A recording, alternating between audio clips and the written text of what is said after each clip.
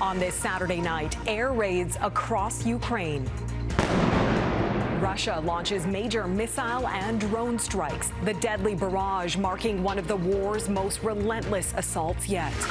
Mounties sound the alarm. There's a lot of work to be done. The challenges forcing the RCMP to make a plea over its budget. The BC farm at the center of an international debate, why a U.S. health official is pushing back on an ostrich call. A discovery millions of years in the making. Head at that end, tail at that end. The Canadian family who uncovered it, now written into scientific history. Global National, reporting tonight. Nitu Garcha. Good evening and thanks for joining us. We begin in Ukraine, where at least 13 people have been killed in a major attack by Russia. Moscow launched a large-scale drone and missile assault across Ukraine overnight. It was one of the biggest coordinated strikes on the capital, Kyiv, since the start of the conflict. The barrage threatened the second day of a major prisoner exchange between Russia and Ukraine. Hundreds more were still freed, but onlookers fear the overnight violence is a sign a resolution to the war remains far off. Candice Cole has our top story tonight.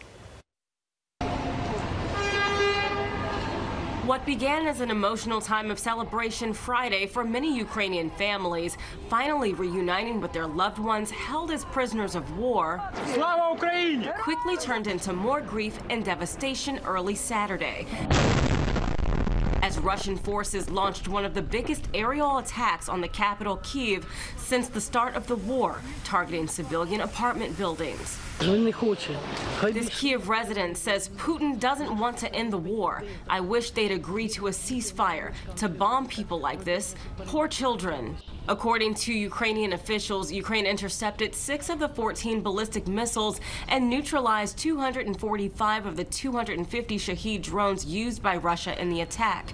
Over a dozen people were killed in separate Russian attacks in Ukraine's south, east, and north regions. The attacks happened just hours after Russia and Ukraine began their 1,000-for-1,000 prisoner swap, the largest of its kind, agreed to during underwhelming peace talks between the two sides in Turkey. This Ukrainian survivor says, "I'd like Trump to see this. It is not war, it is the destruction of a people. They are just destroying us." U.S. President Donald Trump has been pushing the two sides to reach a peace deal, which has failed repeatedly to come to fruition. Trump has threatened to withdraw the U.S. from peace negotiations if a deal is not reached, something that could signal a clear victory for Russia. If the United States walks away from these negotiations, it's not just about Russia ultimately winning the war, but it's about what Russia wants in terms of a rapprochement with the United States. They want the United States to be a regional power and not a global power. Russia and Ukraine's prisoner swap continued Saturday after the attacks. Nearly 700 prisoners from both sides have now been sent home, with more expected Sunday. Candice Cole, Global News, Washington. An Israeli airstrike hit the home of a doctor in Gaza, killing 9 of her 10 children. Dr. Ala Najjar, a pediatrician, was on duty at the time of the attack. She ran home to find her house on fire. Only her 11-year-old son and her husband survived. They're in hospital. The dead range in age from 7 months to 12 years old. Gaza's health ministry says Israeli airstrikes have killed at least 79 people over the past 24 hours. Here at home, Canada's federal police force is asking the federal government for a boost to its budget. The RCMP says the funds are needed to better protect Canadians, especially from online hate, youth radicalization, and increasing fears of domestic terrorism. And Mounties may have a willing partner in the new Mark Carney government. David Akin joins us now with the latest. David? Well, Nitu, the RCMP released a 75-page ministerial briefing binder earlier this week, and it contains a clear message to the political powers that be that the National Police Force needs more, much more. The government's demands on the RCMP, the briefing binders said, stretch the organization beyond its current capabilities and capacity. The RCMP cannot continue to effectively deliver on the full breadth of its federal mandate without addressing significant resourcing challenges. The good news for the RCMP, the Liberals campaigned on hiring more RCMP officers. A promise the Prime Minister said he would keep at his first press conference after winning. We'll strengthen Canadian law enforcement by hiring 1,000 more RCMP officers and giving law enforcement more tools to fight crime. I, Ruby Sahota, do solemnly and sincerely promise and declare. Carney named Brampton, Ontario MP Ruby Sahota Canada's first ever Secretary of State for combating crime. It's a big priority for the Liberals and our government, and that is why you're seeing a focused role in this. The RCMP briefing binder also identified violent extremism as a, quote, hot issue, along with foreign interference, hate crimes, the Canada-U.S. border, and opioids. But the RCMP warned the government, quote, the increase in violent extremism has not seen a parallel increase in resourcing. Whether it's the additional RCMP officers, CBSA officers, or reform when it comes to bail and other issues, sentencing as well, there's a lot of work to be done. In fact, the Liberal tough-on-crime agenda is an extensive one and includes not just more police officers and bail reform, but also new criminal code provisions for things like online exploitation of children or intimidation of those attending a place of worship. Liberal MPs have been telling me these last few days, Neetu, that they felt in the last campaign that they lost some votes and they lost some seats because Liberals were perceived as being soft on crime. And they intend to eliminate that vulnerability with a law and order agenda to be unveiled in next week's Speech from the Throne. We'll watch for that. David Akin in Ottawa. Thanks, David. The man accused of fatally shooting an Ontario provincial police officer and wounding 2 others has been found guilty. Alain Belfoy was convicted today of 1 count of first-degree murder and 2 counts of attempted murder. The officers were responding to a report of a disturbance at a rural home in May of 2023. Sergeant Eric Mueller was killed. Belfoy was automatically sentenced to life in prison with no chance of parole for 25 years. Hudson's Bay says it plans to sell 28 store leases in 3 provinces to a British Columbia-based mall owner. The buyer is billionaire real estate developer Ruby Liu, who owns 3 malls in BC. She says she plans to launch a, quote, new modern department store. She's also promising to hire back former employees of the Bay and prioritize the store's various suppliers and vendors.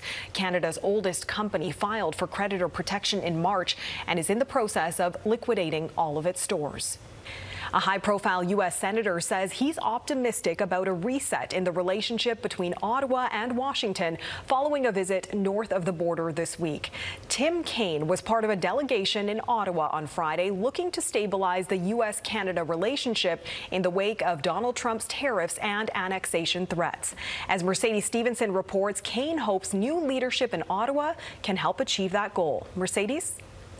Neithu, while the senators were from different political parties, they came with a shared vision of restoring a strong and positive relationship with Canada. After years of an absence of this kind of high-level delegation coming to Canada from the Senate, these senators were mostly from northern states, and they came hoping to overcome a divided political climate. They aim to send a united message of healing and finding a way forward on issues like defense, trade, and tourism. We sat down exclusively with Democratic Senator Tim Kaine, who sits on the powerful Foreign Relations Committee. Kaine hails from Virginia, clearly not a northern state, but it was he who successfully led the charge to suspend President Donald Trump's tariffs against Canada in the U.S. Senate. Kaine also heavily criticized President Trump's claims that Canada created a fentanyl emergency. He argues that Trump's tariffs were really about finding a way to introduce a sneaky sales tax on Americans. While Kaine clearly has very different political beliefs than Trump, he does think that the White House is ready to turn the page. He told the West Bloc that many of his Republican colleagues have been troubled by the president's approach to Canada when he speaks to them, and he thinks that they're unlikely to keep supporting it. We love Canadians. The relationship has been so strong for so long. There's, a little bit of chop in the water. We have a new leader. Canada has a new leader. So let's, as we're starting off this new chapter with 2 new leaders, let's do what we can as the Article 1 branch in the U.S. government to demonstrate this continuous friendship, and then talk about the issues where we can still look for some resolution. And you can watch the entire interview with Tim Kaine tomorrow morning on the West Block right here on Global. Controversial U.S. Health Secretary Robert F. Kennedy Jr. is pleading with Canada's Food Inspection Agency to stop a planned cull of a BC ostrich farm over an avian flu outbreak. Kennedy says he directly spoke with and offered to collaborate with the agency to study the farm's 400 ostriches and their immune response to avian flu instead. He also argued the study could help future vaccine development. It adds to the latest drama around the farm as RCMP investigate the recent deaths of 2 ostriches by gunshots, including one this week. We have one of our biggest beautiful roosters that has been shot. We're working with RCMP right now. We're doing all of the appropriate things. The farm's avian flu outbreak killed nearly 70 ostriches. It was detected last December, leading to the cull order. Its owners have tried blocking it in federal court, claiming the birds have achieved herd immunity, but the order has so far been upheld. Tesla has been overtaken in Europe. Coming up, what's driving the downturn as the company loses ground in Canada as well? Tesla was delivered yet another blow this week, this time in Europe after being outsold for the first time by Chinese competitor BYD. The margin was close, with less than 100 vehicles reportedly separating the 2 electric automakers. Despite that, experts are still calling it a watershed moment for the European and global markets as Tesla's sale woes continue around the world. Canada has been no exception to that trend. As Dan Spector reports, one of this country's most popular Tesla destinations is seeing numbers plummet in 2025.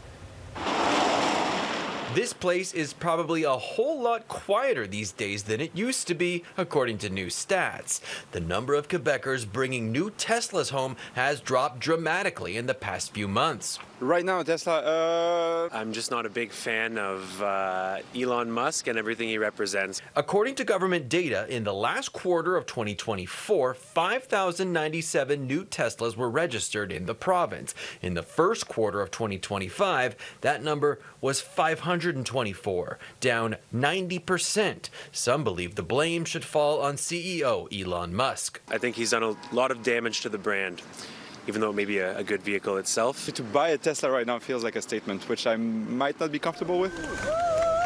Tesla sales have declined in many parts of the world since Elon Musk became heavily involved in the Trump White House. He was one of the president's biggest cheerleaders as Canada was targeted with tariffs and inflammatory rhetoric. A few months ago, we brought you the story of a man who decided to sell his Teslas after Musk's infamous gesture that many described as a Nazi salute. That Nazi sign, that was too much for me. Too much for me. Tesla fans concede that Elon Musk's political involvement is surely one reason for the decline, but they point to a number of other factors that could be contributing. Kind of a perfect storm.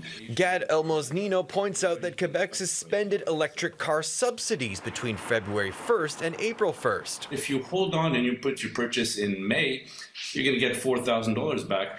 You'd have to be a little bit, silly to not wait. Ottawa also suspended federal electric car subsidies, but the new government has expressed a desire to bring them back. Elmosnino thinks demand for Teslas and other EVs will bounce back with those incentives. And he was relieved to hear Musk say this week that he'll be pulling back from politics. A CEO of a company being so involved in politics was not the best combination. Some in Montreal still dream of sitting in a Tesla. I just like the speed that it goes at. That's honestly probably the main reason. So though there are dark clouds over the company in Quebec right now, whether or not they'll keep looming remains to be seen. Dan Spector, Global News, Montreal. A U.S. Coast Guard investigation has released chilling new footage from the Titan submersible disaster. It shows the wife of OceanGate CEO Stockton Rush on board a support vessel monitoring the dive to the Titanic when she hears a bang. You should be about 100 meters city. What was that thing? Investigators believe that was the sound of the submersible imploding. Wendy, Rush, and the crew continued to watch, apparently unaware, until 2 minutes later when they noticed something might be wrong. Too late. Roger that. Thank you for confirming. A U.S. Coast Guard investigation has spent the last 2 years looking into the sub's catastrophic failure. 5 people died when it imploded as it neared the ocean floor at the Titanic wreck site. A name written in stone ahead. A newly classified fossil honors the BC family behind the discovery.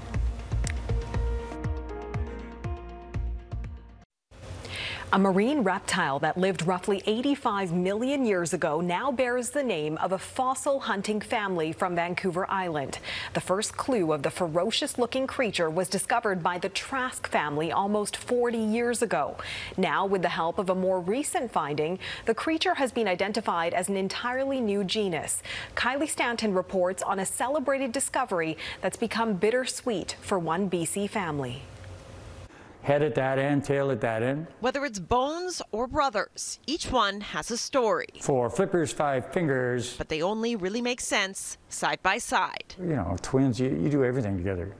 We were like a team. Our parents would take us fossil collecting. They'd let us go off in Ontario when we were kids, and that kind of got us hooked. Pat Trask and his brother Mike spent decades digging through the dirt, hoping history might one day reveal itself. It was a beautiful autumn day, early November. And in 1988, it finally happened.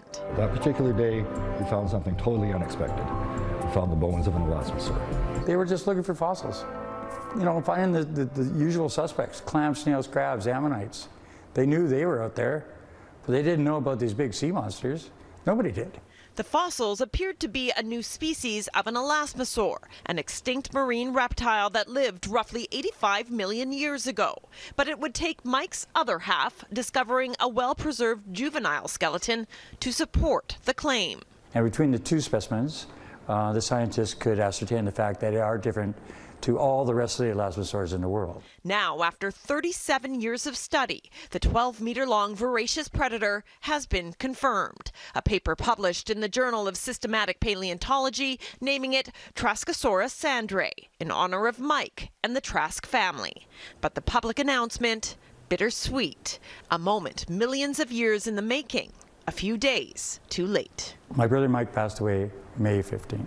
It's pretty sad. But Pat made sure his twin was aware of the recognition. We had a draft copy of that press release, and I framed it and showed it to him. And he got it. He knew that he was being honored with that name. He hasn't just made history. Like these bones, he's now forever a part of it. So this is a big tribute to that day in 1988, just looking for fossils. Kylie Stanton, Global News. Making play possible.